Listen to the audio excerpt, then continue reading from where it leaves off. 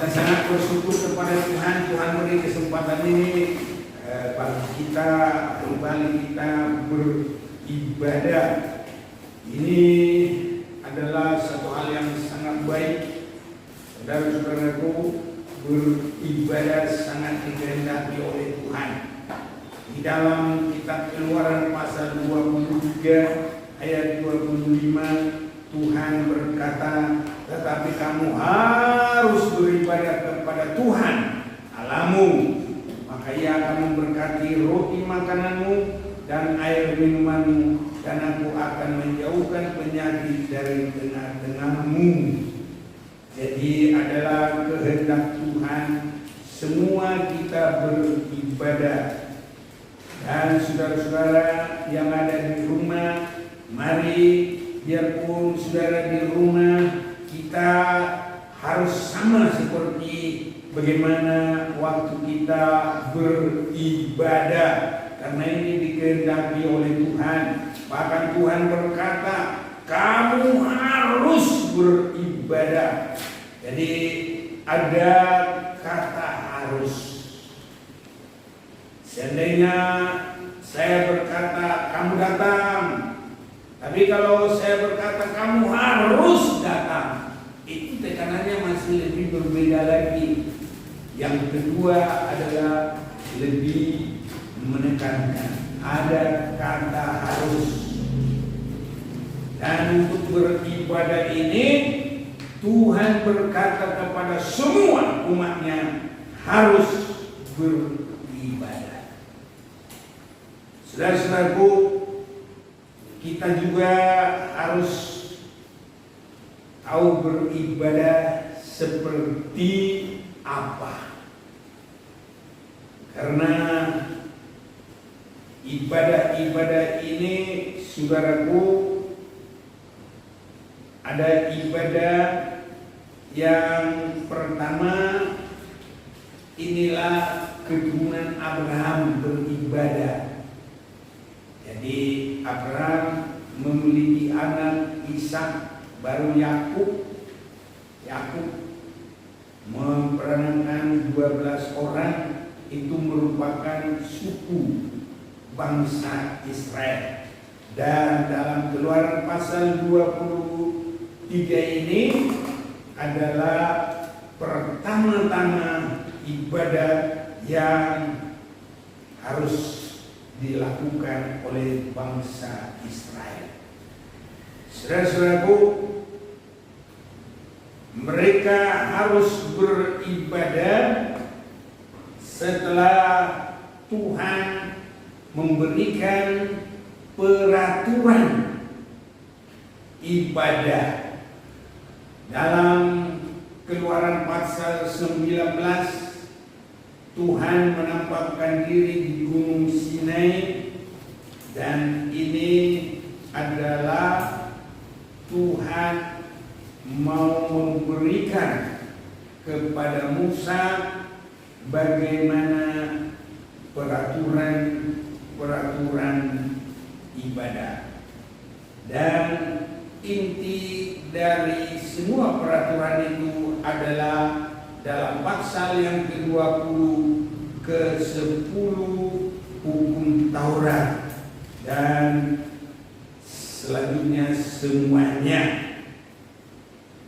Dalam ayat 22 juga ada peraturan ibadah. Ya, jadi harus hanya kepada Tuhan dan harus ada di dalam penurutan kepada peraturan dari Tuhan. Saudara-saudaraku, dalam hal inilah nanti banyak orang gagal. Kalau tadi kita menyanyi, ku mau dalam sepanjang jalanku memuliakan nama-Mu. Jadi memuliakan Tuhan harus dengan sesuai firman. Ibadah juga kalau bangsa Israel ini sudah keluar dari Mesir dan mereka mulai sampai di Gunung Sinai, Tuhan mulai memberikan peraturan ibadah baru dalam pasal yang ke-23 itu yang kita sudah baca tadi, ya, tetapi kamu harus beribadah kepada Tuhan Allahmu, maka Ia akan memberkati roti makananmu dan air minumanmu, dan Aku akan menjauhkan penyakit dari tengah-tengahmu. Jadi ibadah ini harus kita mengerti untuk sekarang ini dan untuk nanti di dalam kekekalan. Karena ibadah ini mulai dari bangsa Israel mendapat peraturan ibadah, kita juga di dalam masa akhir zaman ada ibadahnya dengan cara-caranya sendiri.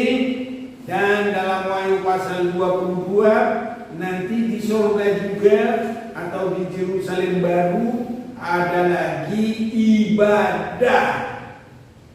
Sudah barang tentu tidak lagi seperti di bumi ini, karena kita akan langsung nanti muka dengan muka. Itu yang disebut sering sekali face to face. Nah, jadi kita akan melihat muka Tuhan dan langsung beribadah kepada Tuhan. Saya mau ajak baca dulu biar kita semakin berkembang dalam pengertian dan mengikuti ibadah. Wahyu pasal 22 ayat 3, maka tidak akan ada lagi laknat, tata Allah dan tata anak domba akan ada di dalamnya, dan hamba-hambanya akan beribadah kepadanya. Ini adalah Yerusalem baru. Kita yakini itu juga adalah surga. Dan nanti di surga juga ada ibadah. Jadi bagi kita harus mengerti, mulai dari bangsa Israel mendapat peraturan ibadah, ada ibadahnya. Kita juga ada ibadahnya tersendiri sesudah di dalam Yesus Kristus. Dan nanti di surga juga ada juga ibadah. Jadi ibadah harus ada penyerahan dan pengertian, sehingga kita melakukan ibadah itu tidak boleh dengan pengaturan kita. Karena banyak orang membuat ibadah sesuai maunya sendiri, peraturan dia sendiri, ketetapan dia sendiri. Sama dengan permohonan dari Lot, itu merupakan ibadahnya. Tuhan suruh kamu harus pergi ke gunung sana, tapi Lot tawar. Jadi seperti dagang tawar menawar, janganlah sampai di situ terlalu jauh. Nanti kalau saya belum sampai di situ, takut musuh datang, ditawar. Jadi ada tawar menawar. Jadi sampai sekarang juga banyak orang membuat ibadah caranya sendiri. Jadi Tuhan selalu harus sesuai dengan firman-Nya. Manusia harus sesuai dengan firman-Nya. Siapapun harus sesuai dengan firman-Nya. Adam dan Hawa walaupun belum disebut kata ibadah, tapi Allah memberi firman, peraturan hidup. Di situ Allah berkata, jangan buah pengetahuan baik dan jahat. Tapi mereka langgar. Sehingga dengan itu mereka langsung diusir. Sebabnya saudara-saudaraku, mulai dari itu kita harus memiliki penyerahan sesuai dengan firman, memperhatikan firman dan menyesuaikan hidup kepada firman. Ini saudara-saudaraku yang kekasih, ibadah bangsa Israel ada imamnya, Imam Harun, dan cara mereka mempersembahkan korban, ada cara mempersembahkan korban, dan mereka di dalam hari raya tersendiri ada hari raya tersendiri.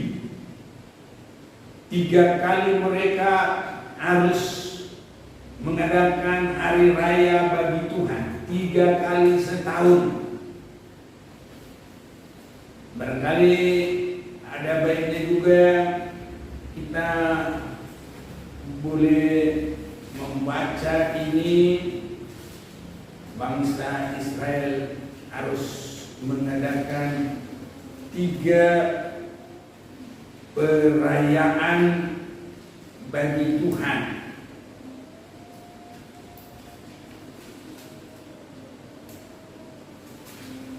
Dalam kitab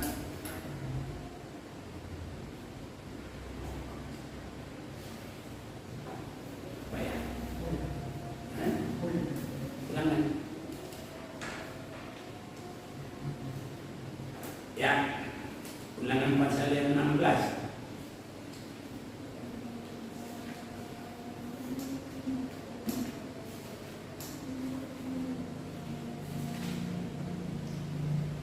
Ulangan pasal yang ke-16 ayat yang pertama. Ingatlah akan bulan Abib dan rayakanlah Paskah bagi Tuhan Allahmu, sebab dalam bulan Abib itulah Tuhan Allahmu membawa engkau keluar dari Mesir pada waktu malam.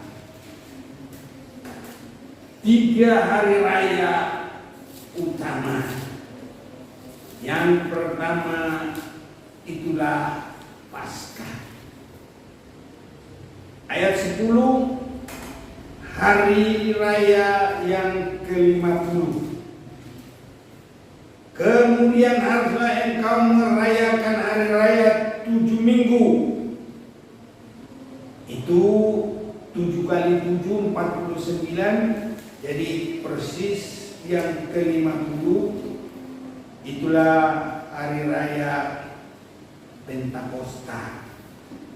Ayat yang ke-13, hari raya pondok daun haruslah kau rayakan 7 hari lamanya, apabila engkau selesai mengumpulkan hasil tempat pengirikanmu dan tempat pemerasanmu.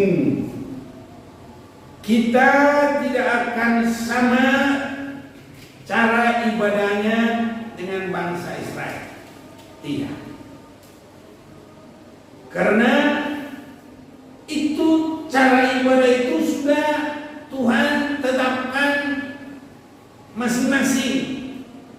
Karena kita bukan orang Israel. Dan sudah beda caranya. Panggilan bagi mereka adalah beda dengan kita. Kalau tidak di dalam Yesus, kita tidak terpanggil. Kalau mereka mulai sejak Abraham, mereka sudah menjadi orang pilihan Tuhan. Ulangan 16 tadi ayat 13, hari raya pondok daun haruslah kau rayakan 7 hari lamanya apabila engkau selesai mengumpulkan hasil tempat pendirikanmu dan tempat pemerasanmu. Jadi nanti satu waktu kalau Tuhan beri kesempatan kita boleh lihat ini semua, tapi sedikit. Yang pertama Paskah, itulah kelepasan dari Mesir, bagi kita kelepasan dari dosa oleh karena Yesus domba Paskah kita. Bangsa Israel keluar dari Mesir. Yang kedua adalah Pentakosta, permulaan dari memungut hasil buah sulung. Kita sudah mendengar di dalam Efesus juga ayat pasal 1 ayat 13, di dalam Dia kamu juga, karena kamu telah mendengar firman kebenaran, yaitu Injil keselamatanmu, di dalam Dia kamu juga, ketika kamu percaya, dimeteraikan dengan Roh Kudus yang dijanjikan itu. Dan Roh Kudus itu adalah jaminan bagi kita sampai kita memperoleh seluruhnya, yaitu penebusan yang menjadikan kita milik Allah untuk memuji kemuliaan-Nya. Jadi bagi bangsa Israel, pesta yang kedua adalah permulaan memungut hasil buah sulung. Bagi kita, banyak orang kurang memperhatikan, bila sungguh-sungguh kita dipenuhi dengan Roh Kudus, maka kita sudah menerima sebagai kerajaan buah sulung. Di dalam hal ini disebut, dan Roh Kudus itu adalah jaminan bagi kita sampai kita memperoleh seluruhnya. Jadi adalah awal, yaitu penebusan yang menjadikan kita milik Allah untuk memuji kemuliaan-Nya. Jadi diberikan kepada kita sebagai buah sulung permulaan. Jadi jaminan bagi kita sampai memperoleh seluruhnya. Jadi belum seluruhnya. Ibarat panen tadi baru buah sulung, belum dipanen seluruhnya.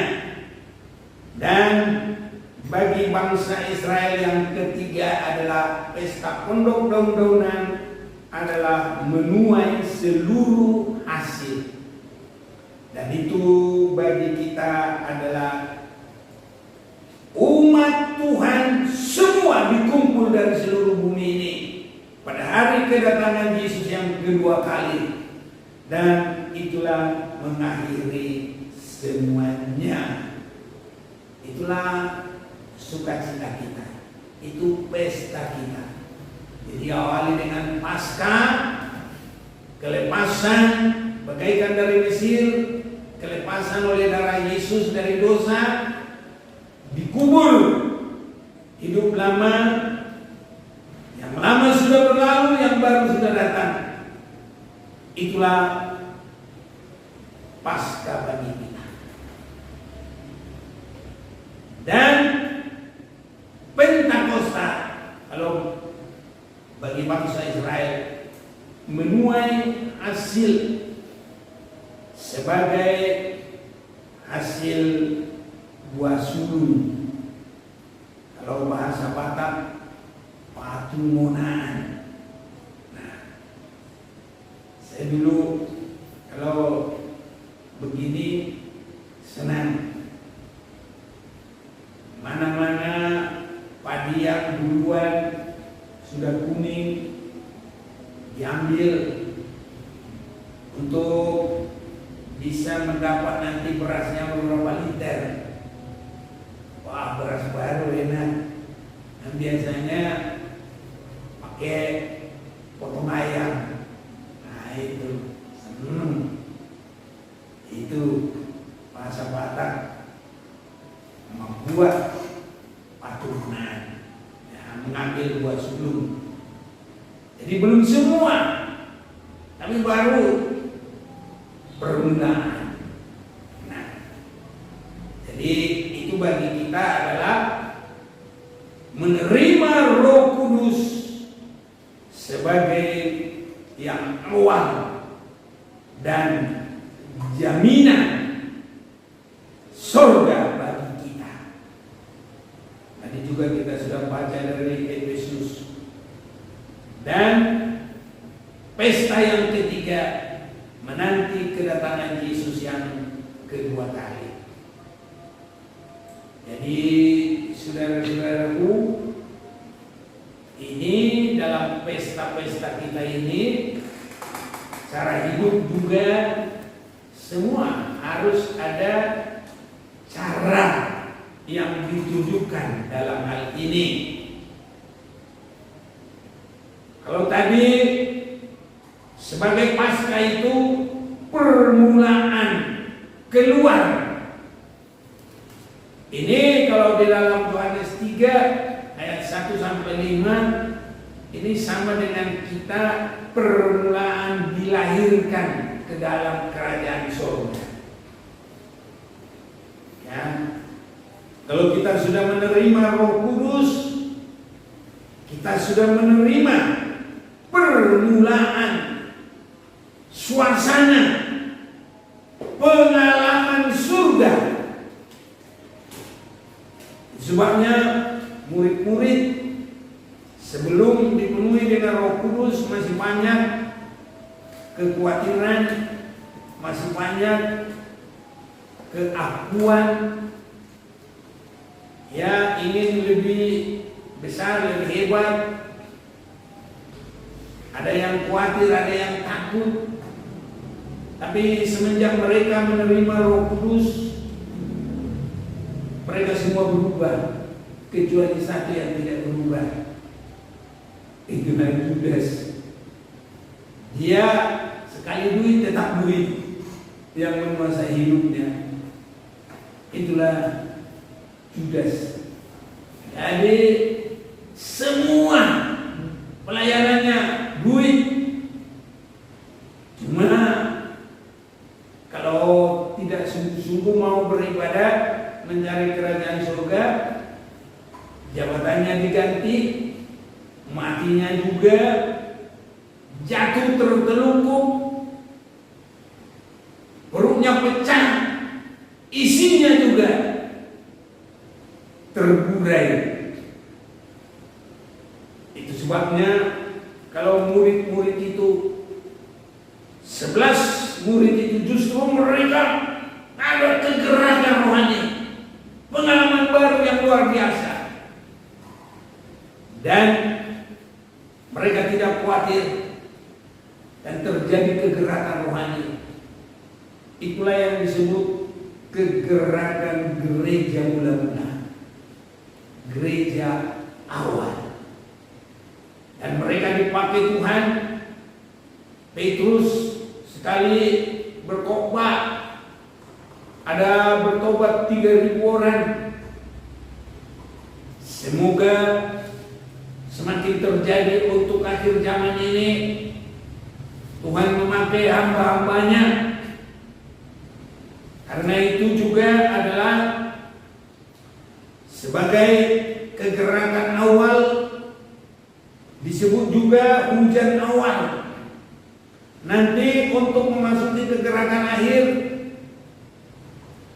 yang terutama adalah penyempurnaan gereja untuk siap bagi hari kedatangan Tuhan. Ini panen besar, panen terakhir. Jadi siap bagi hari kedatangan Tuhan. Dan untuk itu bobot kerohanian sudah bagaikan atau sudah masuk dalam kedewasaan rohani dan disebut bagaikan 5 anak darah yang sudah siap. Jadi tidak hanya dewasa, tapi anak darah yang mempersiapkan diri. Inilah sekarang ini yang harus jadi pergumulan kita semua, perjuangan kita. Harus mengerti ibadah kita. Matius 25 ayat yang ke-6. Waktu tengah malam terdengarlah suara orang berseru, mempelai datang, song-songlah dia. Gadis-gadis itu pun bangun semuanya, lalu membereskan pelita mereka. Gadis-gadis yang bodoh berkata kepada gadis-gadis yang bijaksana, berikanlah kami sedikit dari minyakmu itu, sebab pelita kami hampir padam. Jadi di sini juga kita harus mengerti, karena tanpa pengertian binasa. Bodoh, mereka ketinggalan, tapi bijaksana, mereka masuk dalam menyongsong Tuhan dan disebut masuk dalam pesta mempelai datang.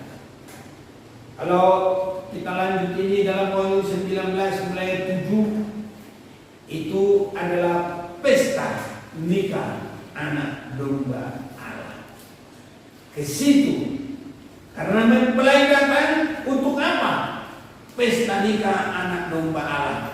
Dan itu juga adalah gambaran dari pesta bangsa Israel sebagai pondok daun-daunan.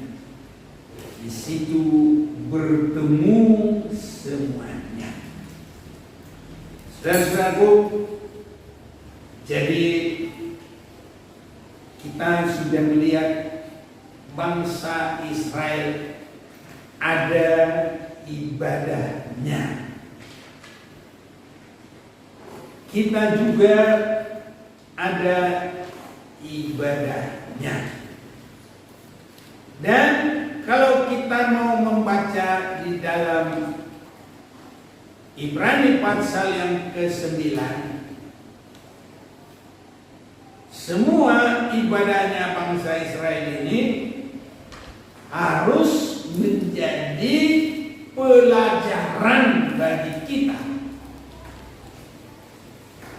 Ibrani pasal 9 mulai 1, memang perjanjian yang pertama juga mempunyai peraturan untuk ibadah dan untuk tempat kudus buatan tangan manusia.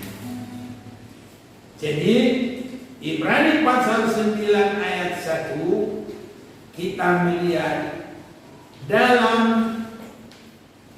perjanjian yang pertama juga mempunyai peraturan untuk ibadah. Saudaraku, di akhir zaman ini kita harus benar-benar mengerti, jangan ketinggalan saudaraku. Ibadah seperti apa yang Tuhan mau bagi kita. Jadi dalam yang pertama memang mempunyai peraturan untuk ibadah. Memang apa itu peraturan untuk ibadah? Nah, boleh disorot di sini sedikit. Apa yang dimaksud dengan yang pertama itu ya ini kemah suci. Ada mulai dari bawah itu halaman, ada yang tengah itu adalah ruang kudus, dan yang satu lagi ruang maha kudus. Jadi sama dengan 3 pestanya bangsa Israel, ya ini juga pesta buat kita. Yang pertama adalah kita menerima korban Yesus yang mati tersalib di Golgota. Kita mengalami pesta di sana. Dosa kita ditebus, beban kita dicabut, tidak lagi terbebani kehidupan lama. Ini pasca kita. Dan yang kedua ini adalah merupakan peraturan-peraturan ibadah, karena meja roti itu menunjukkan 66 firman Tuhan, buku dalam Alkitab. Itu peraturan ibadah. Dan itu diurapi Roh Kudus, dan Roh Kudus menguatkan kita mengerti firman dan menjadi pelaku firman. Dan kalau kita berserah menyembah Tuhan, maka kita akan masuk dalam tingkat yang ketiga. Jadi memasuki yang kedua ini tadi, dari halaman itu ada pintu kemah. Itu adalah kepenuhan Roh Kudus, dan itu juga bagi kita pesta Pentakosta, sukacita menerima Roh Kudus.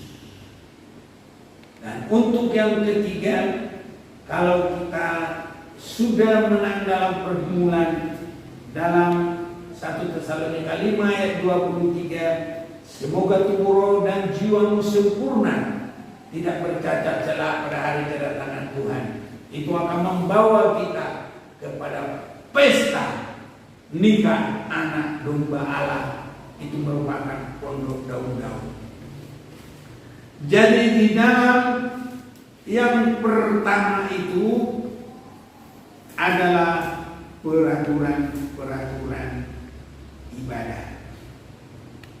Saudara-saudaraku, kita harus semakin mengerti apa yang Tuhan inginkan bagi kita. Saya ingin mau cepat-cepat untuk membawa kita, tapi kalau tidak jelas-jelas semuanya juga adalah tidak baik. Jadi lebih baik kita pelan-pelan, tapi dengan pengertian, tapi di dalam peraturan ibadah. Tidak asal-asal dari kita sendiri. Banyak orang tafsirannya sendiri. Tapi kita harus melihat dari 66 buku. Ada orang juga mengambil satu ayat. Yang lain dia tidak perlu mengerti. Saudaraku, semua peraturan ibadah ini harus dalam 66 buku itu. Tidak boleh dikurang-kurangi. Nah, itu sebabnya kita harus dalam tuntunan Roh Kudus untuk bisa mengerti. Nah, supaya kita bisa mengerti, yaitu harus benar-benar pertama sekali rindu lepas dari dosa. Kalau ini ada, bukan karena tingginya orang sekolah, tapi kehidupan yang mau kepada kekudusan. Ada orang bisa sekolah nanti sampai bertitel sarjana, bahkan master, doktor. Nah, tapi belum mau berserah kepada kekudusan, gak ada artinya, saudaraku. Mungkin di gereja bisa peraturan harus pendeta S1, S2, S3. Saudara-saudaraku, kalau belum mau kepada kesucian, itu cara dunia, ibadah dunia. Jadi ibadah yang berkenan kepada Tuhan harus mau lepas dari segala dosa, harus mau lepas dari tarikan-tarikan dunia, harus mau lepas dari penguasaan iblis ini. Dan dari rindu kepada kesucian tadi, maka darah Yesus menyucikan kita. Dari situ ibadah kita adalah menyerahkan hidup yang kudus. Ya Tuhan, tolong kita. Roma pasal 12 ayat 1. Karena itu saudara-saudara, demi kemurahan Allah aku menasihatkan kamu supaya kamu mempersembahkan tubuhmu sebagai persembahan yang hidup, yang kudus, dan yang berkenan kepada Allah. Itu adalah ibadahmu yang sejati. Senang kalau orang belajar sampai S1, S2, S3, tapi kalau tidak mempersembahkan tubuh, persembahan yang hidup, yang kudus, yang berkenan kepada Allah, maka ibadahnya tetap ibadah buatan sendiri. Karena ibadah kita ini sasarannya adalah kepada surga, hidup yang kekal, dan ibadah yang kekal di surga. Makanya tadi saya langsung baca Wahyu 22 ayat 3. Saudaraku, untuk masuk di surga itu tidak boleh ada noda, tidak boleh ada sedikit pun dosa, tidak bisa. Itu sebabnya ibadah kita sekarang ini harus mempersembahkan hidup, mempersembahkan tubuh, persembahan yang hidup, yang kudus, dan yang berkenan kepada Allah. Itu adalah ibadahmu yang sejati. Tuhan bisa tolong kita, saudaraku. Dia mampu.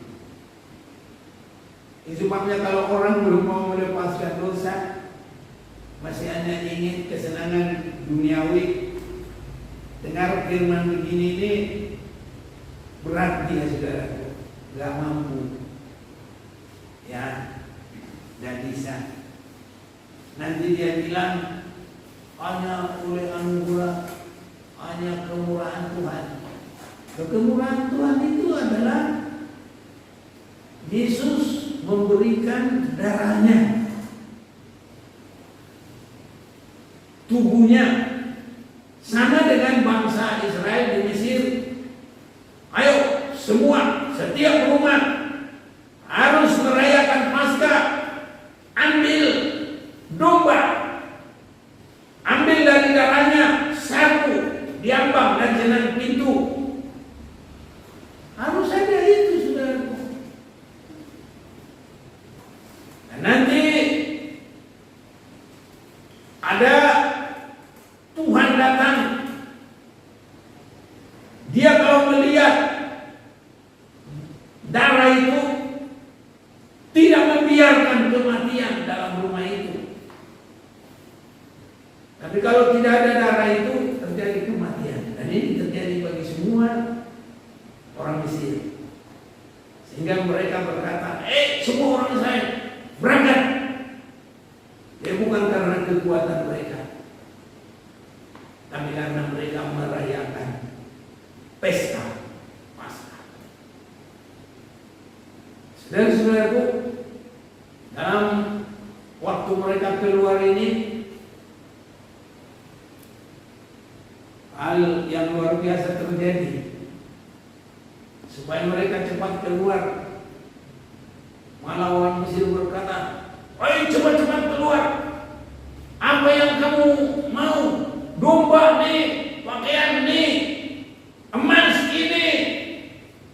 Mereka banyak sekali emas untuk membuat kemah ini.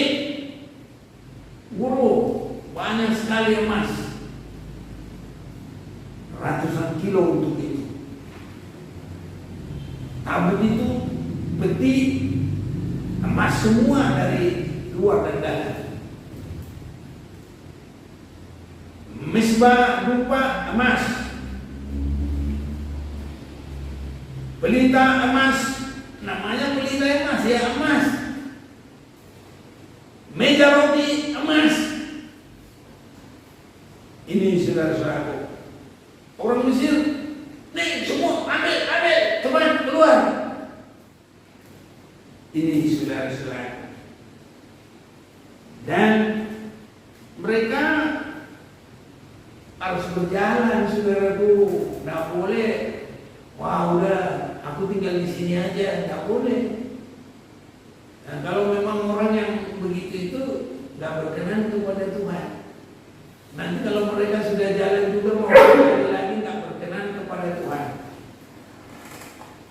Itu sebabnya Tuhan mau menjadikan kita umatnya yang kudus, yang berkenan kepadanya, yang menyembah Dia, yang beribadah kepadanya sesuai kehendak Tuhan. Roma 12 tadi ayat 2, jangan kamu menjadi serupa dengan dunia ini, tapi berubahlah dengan pembaruan bumimu sehingga kamu dapat membedakan manakah kehendak Allah, apa yang baik, yang berkenan kepada Allah, dan yang sempurna. Jadi harus ini menjadi pergumulan kita, saudara-saudara, sampai kita nanti kepada kedatangan Tuhan dalam apa yang sudah saya sampaikan tadi, 1 Tesalonika 5 ayat 23, hidup yang tidak bercacat celah.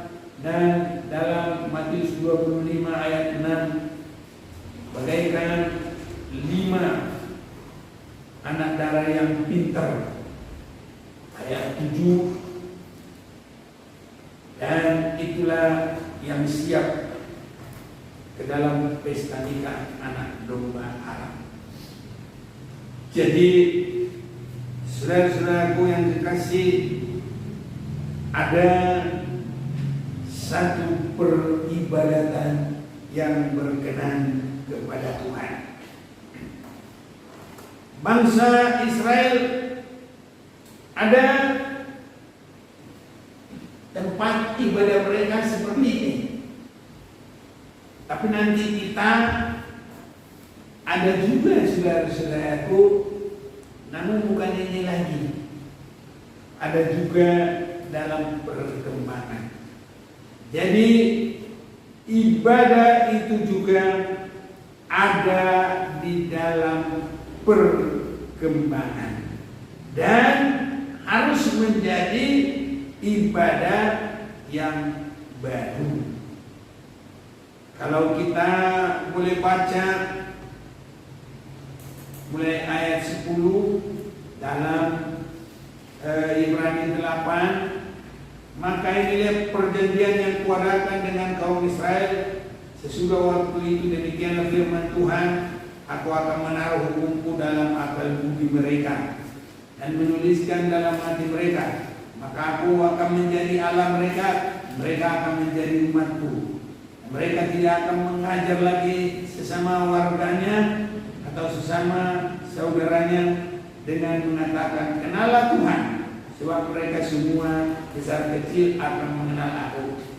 Sebab aku akan menaruh belas kasihan terhadap kesalahan mereka dan tidak lagi mengingat dosa-dosa mereka.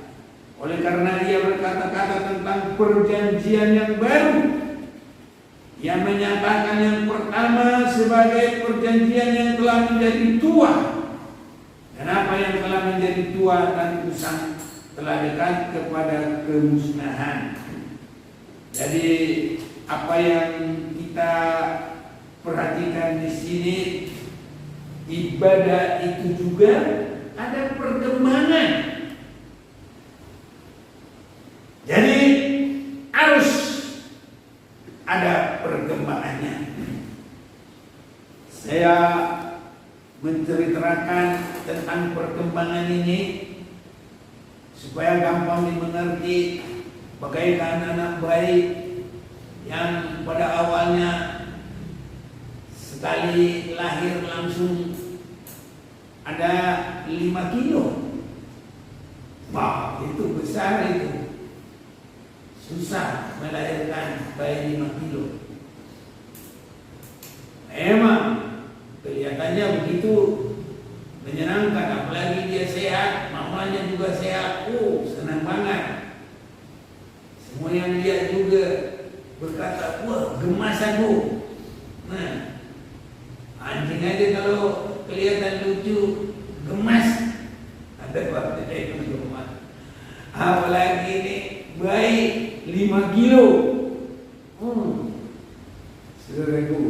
sehat lagi kan.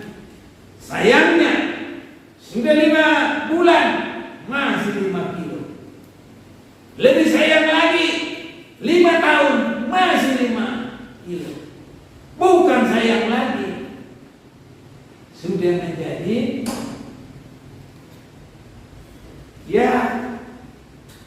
menjadi aib lah saudaraku. Karena 20 tahun masih 5 kilo. Nah ini berada perkembangan. Banyak juga ibadah 20 kilo juga, 20 tahun juga nggak ada perkembangan. Bahkan sampai kapan pun nggak ada perkembangan. Saudara-saudaraku, itu sebabnya kita harus semakin melihat perkembangan ibadah, mulai dari cara bangsa Israel, nanti bagaimana ibadah di dalam sesudah Yesus datang ke dunia, bahkan juga nanti kita ada ibadah di surga. Ini saudara-saudaraku, bagaimana ibadah di surga nanti kita nggak usah pelajari itu, nanti Tuhan sendiri yang ngatur semua. Tapi yang kita pelajari bagaimana kita boleh masuk ke surga. Itu sebabnya kalau di dalam Wahyu pasal 21-22 tidak boleh ada dosa, tidak boleh ada kekurangan. Ini yang harus kita perhatikan. Dan dalam perkembangan ibadah, dalam tingkat-tingkat ibadah, semua itu nanti akan Tuhan buka bagi kita. Mulai Dia memberikan darahnya, Dia memberikan firman-Nya, Dia memberikan rohnya, Dia juga memberikan kuasanya, Dia juga memberikan penyertanya, Dia juga memberikan dukungannya bagi semua yang mau. Tuhan tolong. Dan setiap Tuhan sudah berfirman, semua pasti bisa jadi. Jadi kita nggak boleh berkata, mana mungkin, boro-boro sempurna, percaya juga nggak bisa. Ada orang begitu. Apalagi suci juga nggak bisa. Loh, kalau Tuhan bilang hendaklah kamu suci, ya kita harus amin Tuhan, tolonglah. Apalagi Matius 5 ayat 48, hendaklah kamu sempurna. Banyak orang Kristen nanti berkata nggak bisa. Sama Tuhan dia bilang nggak bisa. Apapun itu kita percaya dan kita boleh berkata, Tuhan, inilah saya, tolonglah saya, bimbinglah semua langkahku sepanjang melangkah. Kiranya Tuhan tolong kita. Di lain waktu kita lanjut, kita nyanyikan, bimbinglah